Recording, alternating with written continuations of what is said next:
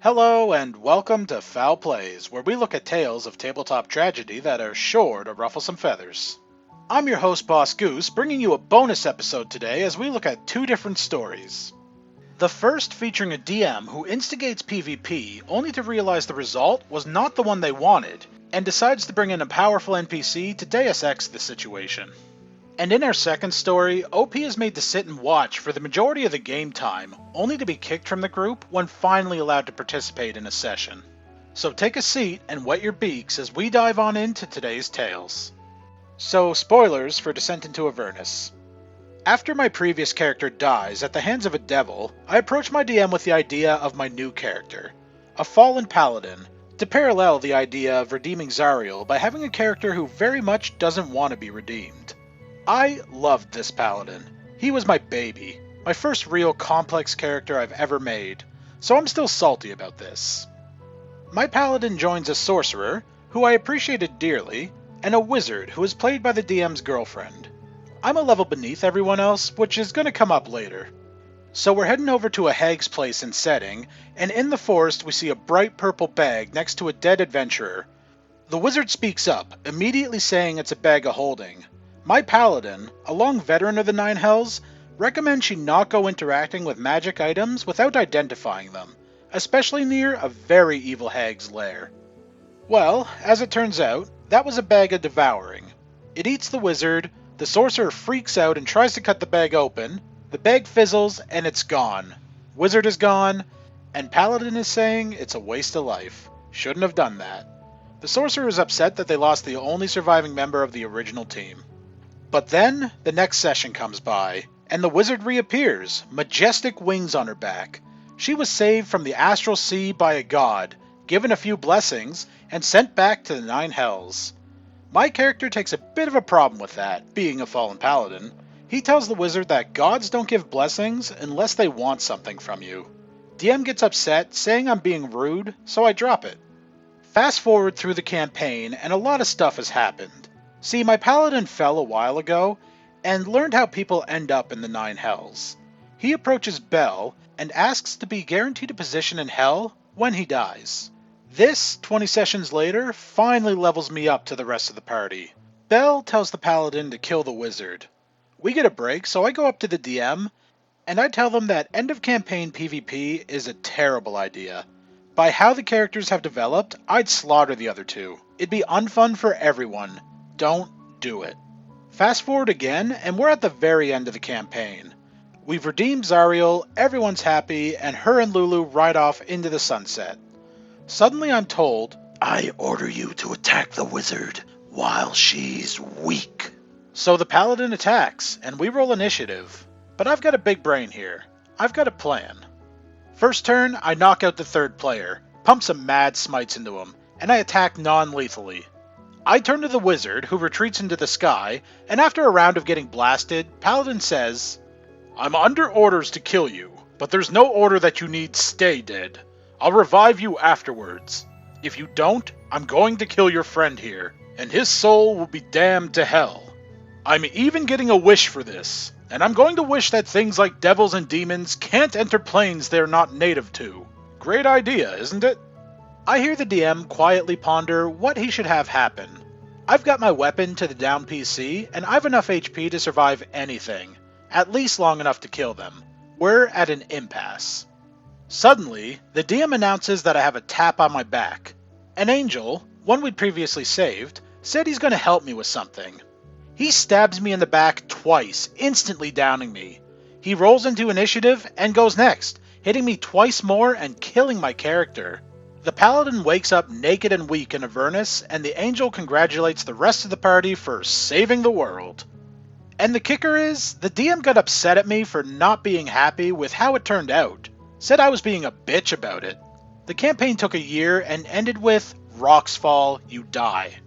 After all that, I still played a new game with this DM, which is another story.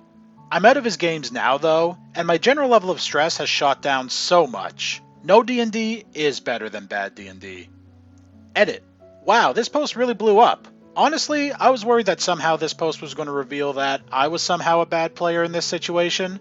but seeing the support really makes me feel like my frustration with the campaign and the DM was valid. It's a great feeling after all this time. So, the DM telling OP to attack the other players, coupled with the signs of favoritism they had shown towards their partner the wizard, was a disaster waiting to happen. It seemed like the DM had an idea of how they wanted the game to end after the final battle, so it doesn't make a lot of sense to tell one of the players to attack the others, only to panic when they start succeeding and have an angel appear out of nowhere and kill them. It's a narratively lazy way to fix a problem that you yourself caused, and it really undercuts player agency as well. OP really said it best when he said that end-of-campaign PvP was never a good idea. The only thing that was ever going to be accomplished here, regardless of the outcome, was going to be someone having bitter or hurt feelings about how everything ended, leaving the last session as more of a letdown than a celebration. And that's exactly what ended up happening. Now, on to our second story. This happened a few years ago. I joined my college's local tabletop club after pressure from my dorm mates and my therapist's suggestion that it could help with my anxiety around others. I had attempted to play D&D and the like, but most groups were too full and would only let me come in for the occasional one-shot. I met a friend there who suggested I try to get into the new Vampire the Masquerade game, which was hosted by this story's DM and a guiding DM who kept things in check. We played through the entire campaign and I absolutely loved it. I had a few hiccups here and there, like I didn't know I needed to tell my DM my character's backstory, since in the one-shots I had played, they told me not to worry about it. There was an announcement for a sequel to the last campaign we played, which I and several more people than before signed up for. I made a new character, talking with my DM along the way to make sure that everything was okay with him. I created an old blacksmith vampire with the goal of trying to integrate into modern society. We arrived in the city, and we head to register with the Council Vampires, where I'm approached by an NPC asking me to make him a greatsword and he would pay me handsomely. I of course accept, and he sends my character to the forge the NPC is letting me use. The session ends there for the day. This is where things go downhill. I come in for the next session, and I'm told to make a roll for the greatsword my character was working on.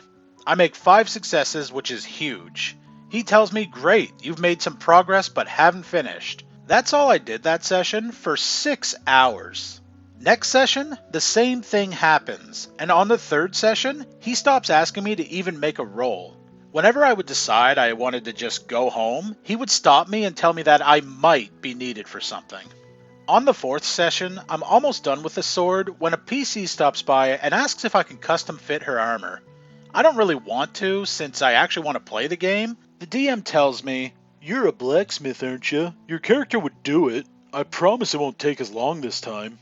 By the 6th session, I've finished the armor and sword, and before I can spend a dime of that money I've earned, I'm called to see the council. They're sending us on a mission to investigate a lake. We get on a boat, and my character is butting heads with a minor NPC after they've insulted my work. Then, the DM starts making rolls. He rolled, then says to me, "Your character jumps off the ship." No saving throw of any sort. He then says a giant shark is approaching me and eats me in one gulp. He had made a rule because we had too many players that the next person to die would be asked to leave the game. A player had died the session before, but he had ruled because he let another player join after writing the rule, he asked me to leave as well. I don't blame him for wanting me out of the game. We had 7 players to start, and I had by far the weakest RP skills. He didn't want to ask me to leave though, because he had a crush on my friend, the one who I had to make custom armor for, who also got to keep their character from the last time with increased stats over everyone else, who also happened to find my hoard of wealth from when I couldn't play for 6 sessions. Needless to say, while I like to hear stories about D&D now, I'll never play a tabletop game again. TLDR, DM had me do a task for 6 sessions where I couldn't play, but had me sit just in case I was needed. After playing, he kills me off without a saving throw. Man, this situation really sucks. Having maybe 10 minutes of playtime and 6 whole sessions, all the while being told to stay because you might be needed for something, is a really lame thing for one person to do to another. From context, it seemed like the DM was only stringing OP along in order to get on the good side of their friend, who they had an interest in, and when they saw a chance to get rid of OP, they took it. This rule the DM came up with that the next player that died would be kicked from the table felt more like an excuse, too. A big table can be hard to manage, so I do understand wanting to reduce the number of players if you have too many, but they had already kicked someone previously and then let another player join afterwards, so that reasoning kinda goes out the window. OP did say they didn't blame the DM for kicking them, but I certainly would have. It was very targeted. There were no saves, no combat, nothing like that, simply a rolled dice, which was probably just for show, and then gone, with no chance given to defend themselves. To all DMs out there, don't do this. If you want to remove a player for whatever reason, just talk to them. Don't make them sit there and watch for 6 games and then unceremoniously drop them. I do hope OP gives tabletop games another chance though. While this experience was unfortunate, I know that the love of the hobby can be reignited with the right group. Anyway, thanks for checking out this bonus episode. I hope you enjoyed it. I upload new content every Thursday and Sunday, and we'll be testing Tuesday releases going forward to see if my schedule allows it, so make sure you check out my channel for more D&D stories. And if you like this video, go ahead and hit that subscribe button and leave me a goosebump in the comments below. I really appreciate everyone's support. But until next time, be good players.